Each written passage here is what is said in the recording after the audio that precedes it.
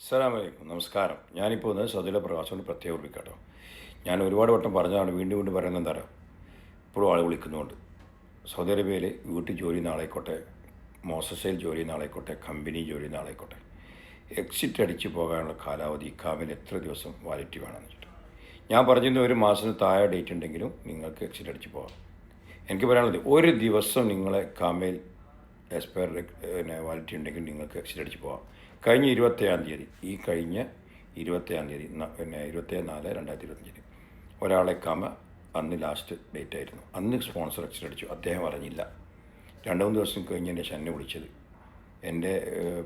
ഞാൻ എയർപോർട്ടിൽ പോയി മടങ്ങി. എനിക്ക് എക്സിറ്റ് അടിച്ച് പോകേണ്ട കാലാവധി അന്നത്തെ ഒരു ദിവസം ഇക്കാമ വാലിഡിറ്റി ആയിരുന്നു. അന്ന് കയറിപ്പോയില്ല. പക്ഷേ എയർപോർട്ട് എത്തിയപ്പോഴാണ് അറിഞ്ഞത് എൻ്റെ സമയം കഴിഞ്ഞു. എനിക്ക് പറയാനുള്ളത്, എക്സിറ്റ് അടിച്ച് കഴിഞ്ഞാൽ ആരോടും നിങ്ങൾ അന്വേഷിക്കണ്ട. നിങ്ങൾ അബ്ഷീർ തുറക്കുക, അതിലുണ്ടാവും കയറി പോകേണ്ട കാലാവധി. അതിന് മുമ്പ് കയറി പോവുക. ഇക്കാമയുടെ വാലിഡിറ്റി അനുസരിച്ചായിരിക്കും നിങ്ങൾ കയറി പോകേണ്ട കാലാവധി കാണിക്കുക. അദ്ദേഹത്തിൻ്റെ പാടുന്ന ടിക്കറ്റിൻ്റെ കാര്യമൊക്കെ പോയി.